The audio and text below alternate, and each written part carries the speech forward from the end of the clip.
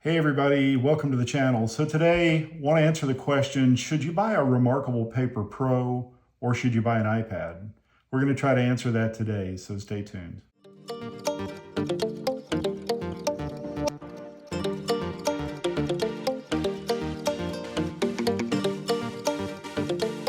All right, welcome back everybody. So we want to try to answer that question, should you buy a Remarkable Paper Pro or an iPad? A lot of people ask that question. I see it all the time in the social media groups, on Facebook, on Reddit. People are always trying to decide, should I get a Remarkable Paper Pro or should I just get an iPad? So today we're going to talk about what are the differences between these devices. We're going to talk about first the Remarkable Paper Pro. What is it? What can it do? What can it not do? And who is it for? And then we're going to talk about the iPad. I believe a lot of people are more familiar with the iPad, so we're not going to go into all the details of what it is. But from a note-taking standpoint, I do want to talk about the highlights, what it can do, what it can't do, and who is this for. And then at the end of the video, I'm going to give you my recommendation as to what you should buy.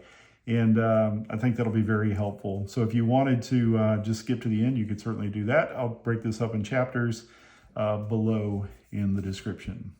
So let's get started. For the Remarkable Paper Pro, what is it exactly? So the Remarkable Paper Pro, think of it as a paper notebook replacement. So this is designed to replace the stack of paper that you've got, or bound notebooks or journals, those types of things that you might have laying around and that you use where you're just writing on paper. The Remarkable Paper Pro is designed to replace that with some added benefits that I'll get into shortly. So you can write in it, you can draw on it, you can journal in it, you can take meeting notes, you can do any number of things with regards to writing in there. And this screen is different technology than the iPad in that this is an e-ink screen. So what is e-ink? So e-ink is underneath the layer that you can see here. There's ink particles in there. I'm going to try to make this very simple and not very technical. But there's ink particles in there that when the pen tip touches the screen, those e-ink particles are drawn to the surface. It doesn't use any power to display this at all once it's drawn. So battery life typically on an e-ink screen is much longer than an LED or an LCD screen. Also, there is no backlight on this device like you would find on an iPad. So an iPad is lit from behind the screen. The Remarkable Paper Pro has a front light where the light is shining on top of the screen through lights around the edges of the screen here to illuminate that. So the light on this is very subtle, but it comes in handy if you're in a dark or a dimly lit room. It really comes in handy. So what can it do? So as I said, this is an electronic version of a notebook with some very powerful features added to it that you just can't get with pen and paper. For example, it can hold thousands and thousands of pages of notes and take the place of just multitudes of your paper notebooks. So has a lot of storage space. You can organize those notes into folders. You can see here that I've got things divided up by people or departments. You can write with any number of different pens. For example, we've got ballpoint, fine liner, highlighter, pencil, mechanical pencil, calligraphy pen, marker, shader, and paintbrush. And each one of those, for the most part, come with the exception of the highlighter, come with different tips or thicknesses for your pens that you can use. And then there's 9 different colors that you can use for most of them, except for the highlighter has 6. And when you get into the shader has 8, and it's kind of the shader is a really handy tool that you can use to kind of blend colors as well. So you can have color handwriting, color highlighting. You can even draw in color on this device with only one physical pencil, whereas with a paper notebook, you would have to carry around a complete set of pens or pencils or markers to be able to do the same thing. The writing feel on this is very satisfying. The screen texture combined with the pencil tip or the pen tip that they have on here gives you a little bit of a gritty feel, certainly some resistance, but not enough that it drags your pen down or affects your writing. I actually like my handwriting on the Remarkable Paper Pro pretty much more than any of the other e-ink devices that I have, and I have quite a few. But it's just a very satisfying feel. I liken this not as pen on paper or pencil on paper. I liken it as if you would have had a very sharp piece of chalk and you were writing on a chalkboard. It kind of gives me that impression without all the dust, of course. So another benefit of this is that if you have the premium stylus with a Paper Pro, the backside of the stylus also works as an eraser. You can erase very easily with that. Or you've got an eraser on the toolbar that can have several different functions. For example, here I've got an eraser. I can make it a very fine point, medium point, or thick point. Or I can make it a selection eraser, meaning that I can select something and that's gone. Or I can just say erase all, and then the entire page is now erased. Another benefit that you get with a Remarkable that you don't get with paper is the ability to lasso your handwritten text. You can resize it, you can move it around the page, you can cut it and copy it and place it somewhere else, or you can convert it to text, as you see there. One other benefit of the Remarkable is the ability to use tags so that you can tag a page with a specific keyword. I'll just name this one tag. And you can create it. And then now this notebook and this page within the notebook is tagged. And if I ever want to find that out of the plethora of other notes that I've got on the device, I can come over here to my tags and I can see that I've got one that's called tag, and it brings me back to that notebook where I just created that tag. So it makes it very handy for finding stuff. So the Remarkable is also a PDF reader. I'll show you here. I've got the ESV Bible in PDF format. You can see that it opens it very well. I can navigate within here. It's got links, hyperlinked within there, and I can go to any chapter within the Bible and be able to scroll through there. And the speed and the ease with which it goes through the PDFs is really very, very nice. You can also use planners and notebooks that have hyperlinks in them that will allow you to organize better. For example, this is one that I built. It's a 30-subject notebook where each one of the subjects has 52 different notes that you can put in there. For example, these are just bogus ones, but March Daily Devotions, I've got up to 52 spots to put on there, one for each week. And then within each one of those, I've got up to 3 pages where you can put notes in there. It handles this. This is 5,108 pages, and it goes through it with ease. The Remarkable is also an ebook reader. It does not have an ebook store on there. So if you've got ebooks that you've obtained through other sources, you need to get those. First of all, you need to strip the digital rights management, the DRM, and you need to make sure that they're in an EPUB format, and then you can load them onto your Remarkable Paper Pro and read them here without any issue. It is a very satisfying experience. You get the full color that you've got like on a Kindle Colorsoft, except for on a bigger screen. So you can use this in environments where you don't have very good lighting. It does have a front light, as I mentioned earlier. I leave my front light on full. It's a very minimal front light. So in a well-lit room, you can't tell that it's on, so that there's no glaring light or anything. But in a dark room, it really helps, and it's a very soft glow that it puts on there, and it's just enough to give you what you need to be able to read and write if you want to. So let's talk about what you can't do on the Remarkable Paper Pro. For one, you can't install apps. It's not possible. There is no app store. You can't sideload apps. There's no email. There's no calendar. There's no syncing with these items. Once again, think of it as a paper notebook that has bonus features that you don't get on paper. There's no social media. There's no video, any of that kind of stuff. This is marketed as a distraction-free device for people that really like to write. Another thing that you don't get, it can't do, is that it cannot search your handwriting. The closest you can come to searching is what I mentioned earlier with tags. So who is it intended for? So it's intended for people who love to write and who love to handwrite especially. This device, I will tell you, It draws me back in. I have a total of 6 e-ink devices. The Remarkable Paper Pro always draws me back in because it's a joy to use. It's a joy to write on. It's a beautiful screen. Just a lovely device, very premium feeling device. You can't go wrong if you want to get the Remarkable Paper Pro. This device is also for people who want to remove themselves from the temptations of the distractions, the notifications, social media, videos, all those things. It just cannot do it. And that's a good thing because it helps you to, if you want to write and you want to stay distraction free, this is the device that you want to use for that. It's also for people who value aesthetics, premium look and feel. I don't know if the camera can capture this, but this is really a premium looking device. You know, it's aluminum. It's got feet on the back to make it where it's not going to slide on your desk. The sides of this thing have ridges that kind of mimic a stack of paper. It's very thin and very light.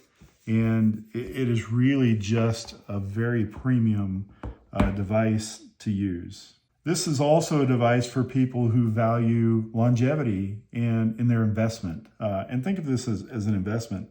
So, you know, devices like, not to pick on anybody, but other companies that may make e-ink devices or even LCD or LED tablets are on about a 1-year upgrade schedule to where you buy the device now, within at least a year, it's going to become last year's model, and it'll continually get older. With Remarkable, they've only come out with 3 devices since they were formed as a company. When they came out with a Remarkable 1, they came out with a Remarkable 2 several years later, and it's been 4 or 5 years between the Remarkable 2 and the Remarkable Paper Pro. So this is not likely to become obsolete anytime in the near future. As a matter of fact, people are still using their Remarkable 1s and Remarkable 2s. I have a Remarkable 2. It still functions as well as it did the day that I bought it. It hasn't slowed down. It hasn't become, the latest software is not, you know, causing any kind of it to get bogged down or anything like that. It's really a very future-proof device. So now let's talk about the iPad, and specifically what I have here is the iPad Pro M4 11-inch with the Apple Pencil Pro. So let's talk about that for a second. As I said, I'm not going to spend a lot of time going over everything that the iPad can do because it's a very capable device that can do most of the functions that a computer can do, except with support of a very capable stylus in the Apple Pencil Pro. So what can it do? You can literally install hundreds of thousands, and that may even be an understatement, of apps. Of course, not all at once, but from the App Store. Anything that you can imagine and that you want to do with an iPad is available through the App Store if it's not already built in. Productivity, with syncing to virtually any cloud service for email, calendars, notes, to-do list is available here. Watching videos through whatever video service you want to use, whether that be YouTube or any other service out there, is available.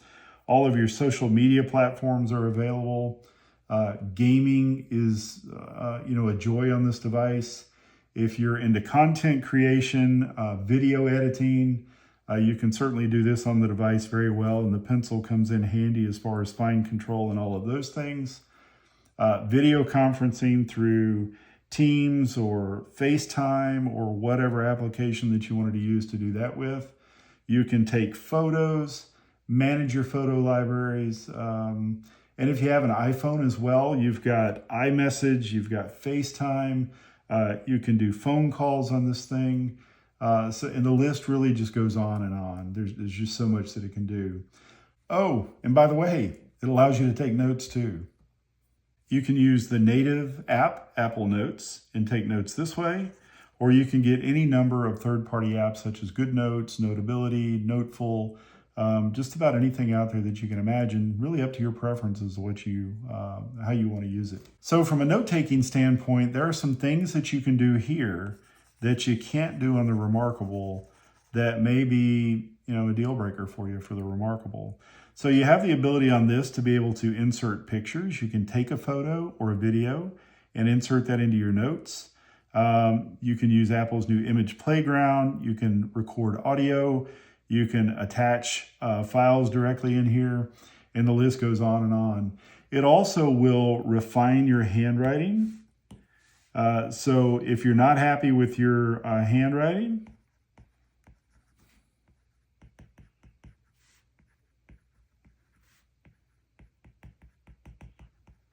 Apple can take something like this and make it a little bit better. So that's something that you can get in Apple Notes. You can get, there's a version of it in Good Notes and other note-taking devices as well. So it just makes it a little bit more aesthetically pleasing.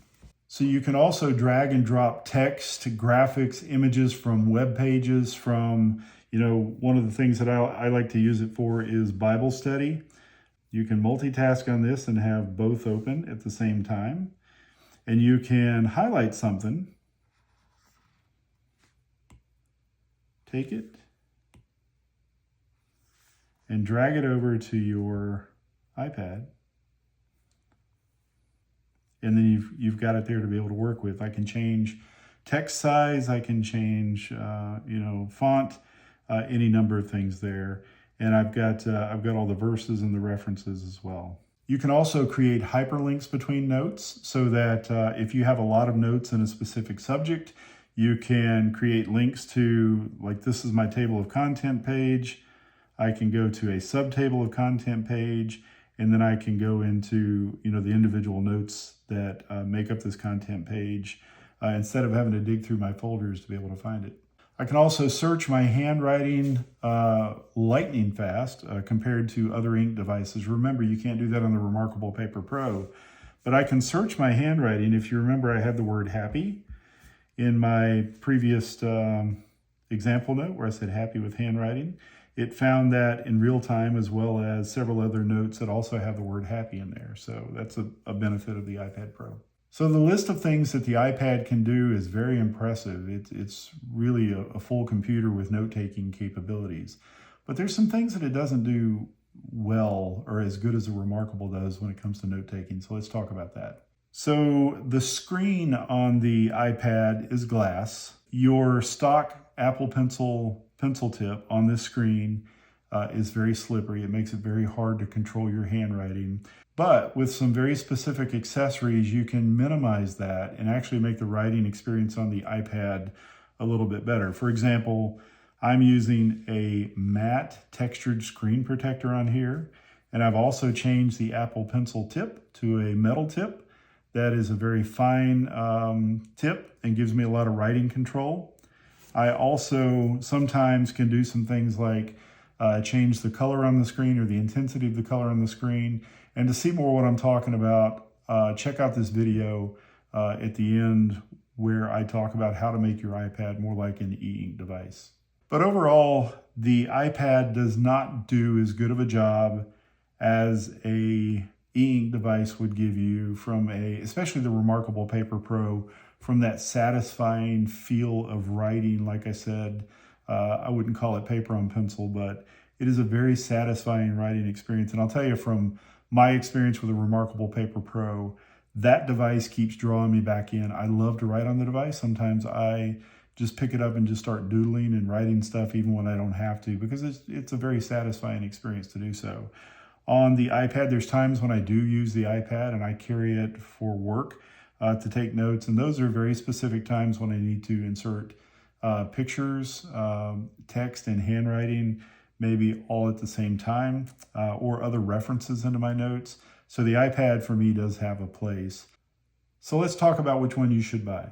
So if you want a device that is an all-in-one device that can do everything or most things that your computer can do, it's got all of the App Store, it's got the ability to handle just about anything that you can do from a work standpoint, from productivity, video editing, content creation, and be able to multitask and manage a lot of priorities, but with a lesser emphasis on the writing feel and the fact that you're looking at a blue light for the most of the time, or you've got some of that blue light that's just part of this device's construction. the iPad is probably for you. If you can only have one device and you need all that other stuff, the iPad is for you. If you have a computer or a laptop and you do all that stuff that I just mentioned on your computer, and you don't need a tablet to carry around and do all that stuff, you just want something that is distraction-free writing, distraction-free reading, that is a joy to write on. I find that a joy to read on as well. That's got some, functionality that's, it functions like paper, but has all the benefits that I mentioned earlier in the video. The Remarkable Paper Pro is probably what you should get. Now, here's what I do. I have both, as you can see, and I use them in tandem. So I take my notes on the Remarkable Paper Pro. I do read on the Remarkable Paper Pro. As you can see, I've got many books on here. And then I use my iPad as a companion device. So if I'm in meetings, I may need access to video conferencing where I can, fire up Teams and join a video conference on my iPad. I may need to reference an email or check my to-do list or any number of things. The iPad is there. It generally sits closed and unused unless I'm using it for one of those things, but I've got it just in case I need it. And then I also use this at home when I'm sitting on the couch to watch YouTube or whatever the case may be. So if budget is not an issue, which it is for a lot of people, I understand that, I would recommend getting both.